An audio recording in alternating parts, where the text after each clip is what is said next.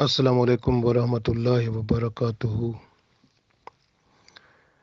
رسول اللہ صلی اللہ علیہ وآلہ وسلم نے فرمایا، اللہ تعالیٰ نے ایک فرشتہ پیدا کیا، اس کا ایک بازو مشرق میں ہے اور دوسرا بازو مغرب میں ہے۔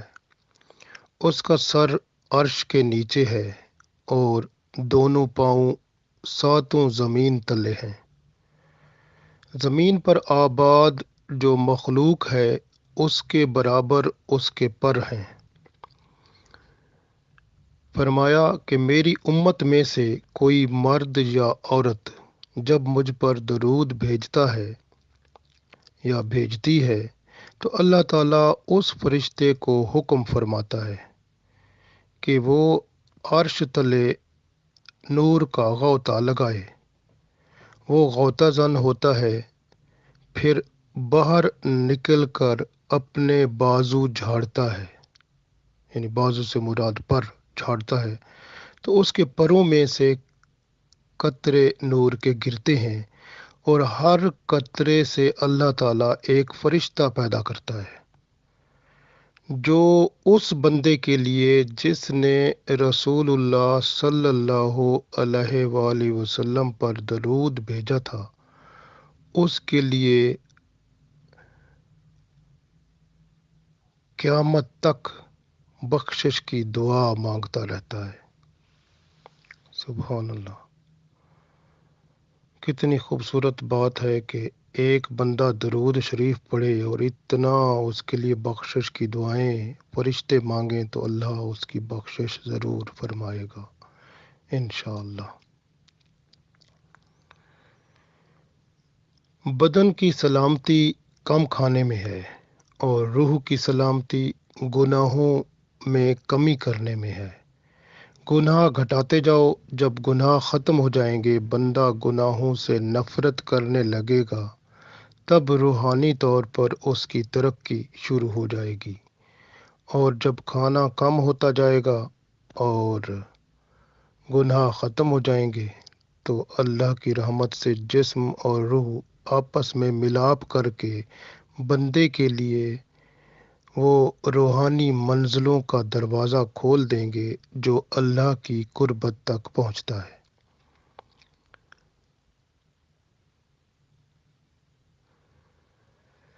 اسی طرح جس طرح بدن کی سلامتی کم کھانے میں ہے اور روح کی سلامتی گناہوں میں کمی کرنے میں ہے، اسی طرح دین کی سلامتی رسول پاک صلی اللہ علیہ وآلہ وسلم پر درود پڑھنے میں ہے۔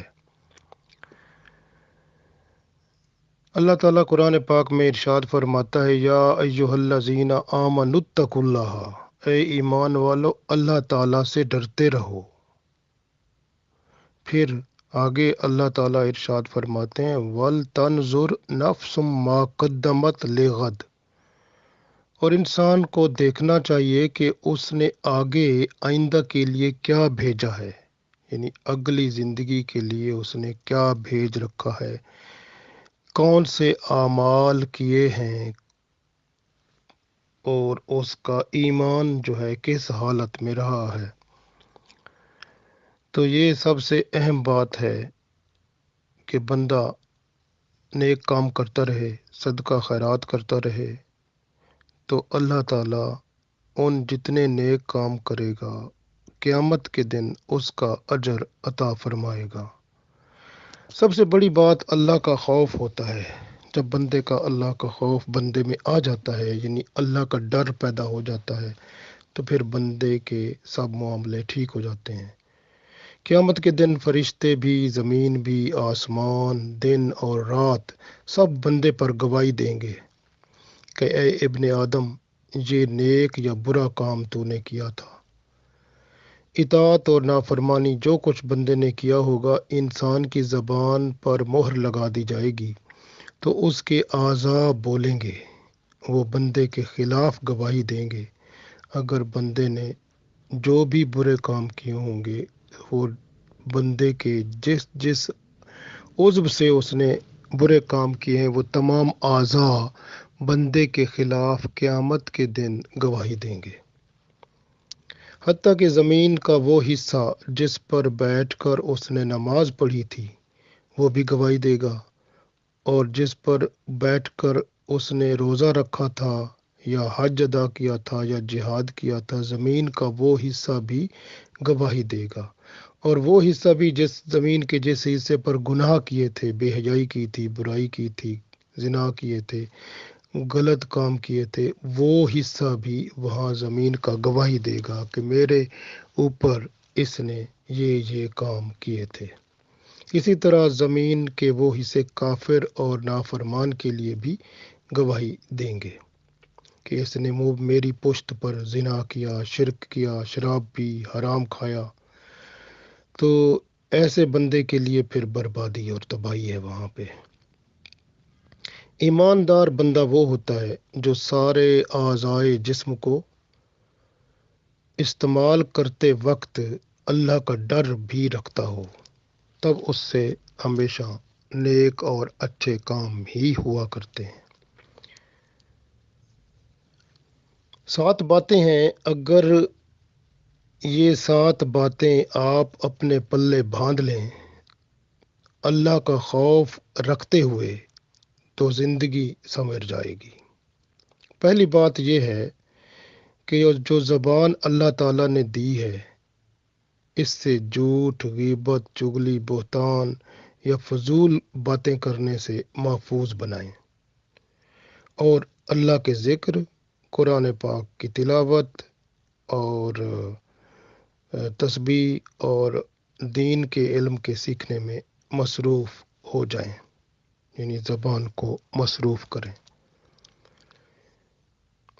دوسری بات، دل جو ہے اس کو صاف رکھیں، دل سے عداوت، بہتان، حسد سب کو نکال دیں، کیونکہ حسد نیکیوں کو کھا جاتا ہے، جس طرح لکڑی جیسے آگ لکڑی کو کھا جاتی ہے، اس طرح سے حسد، کینہ اور بغض جو دل کے اندر ہوتا ہے اس کو نکال باہر پھینکیں، اور دل کے اندر کسی کے بارے میں بھی نفرت، بدخوئی اور بری بات نہ رکھیں، بدگمانی تک نہ رکھیں، بلکہ دل میں سب کے لیے وہ اچھائی اور بہتری سوچیں۔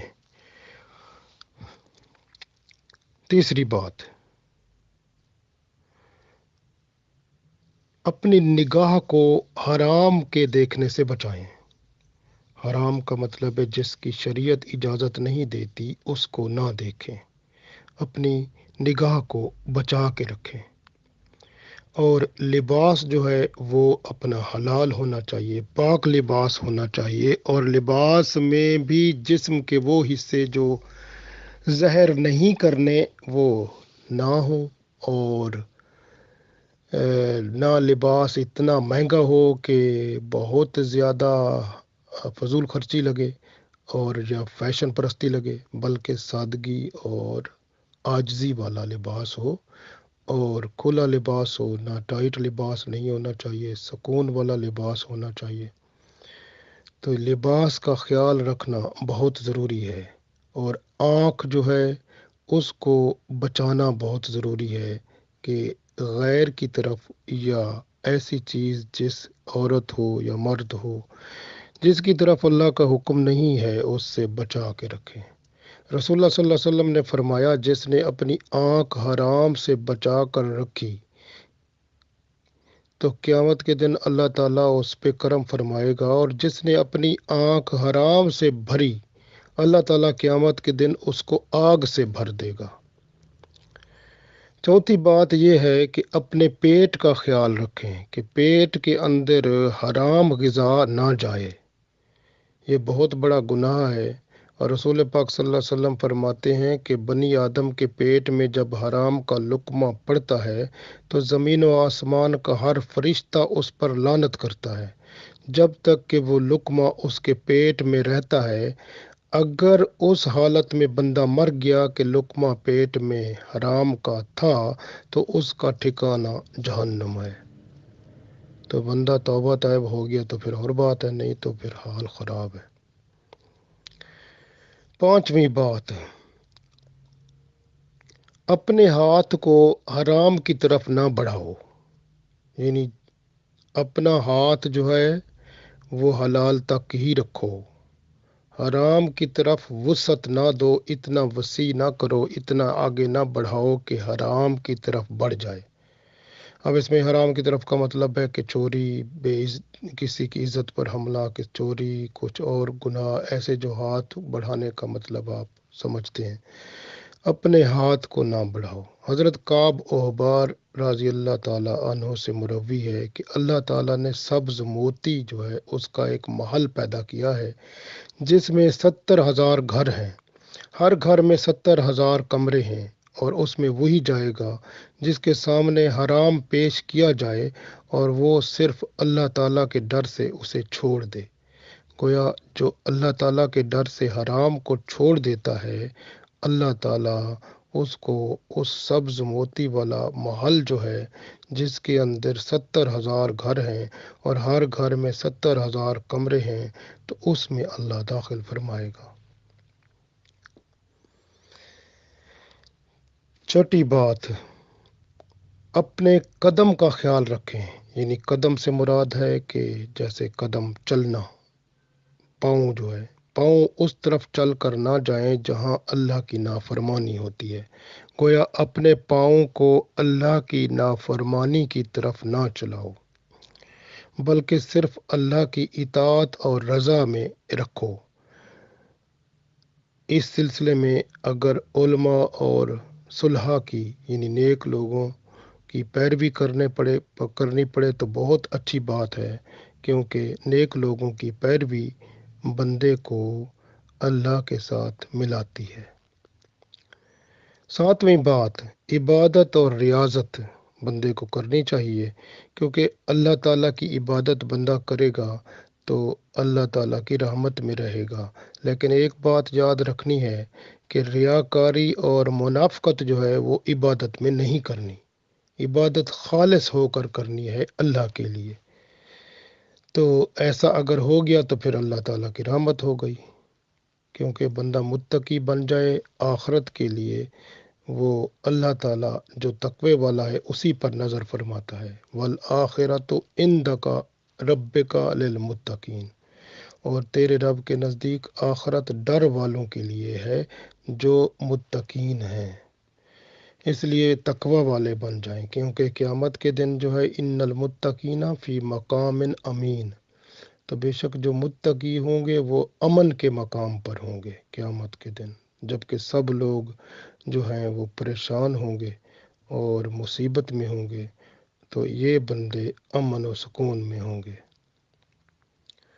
اللہ تعالیٰ نے ارشاد فرمایا، لا تقنطوا من رحمت اللہ، اللہ کی رحمت سے مایوس نہ ہو جاؤ، نا امید ہو نہ جاؤ، اللہ تعالیٰ کی عبادت کرتے رہو، برے کاموں سے منہ موڑتے رہو اور اللہ کی طرف رجوع کرتے رہو۔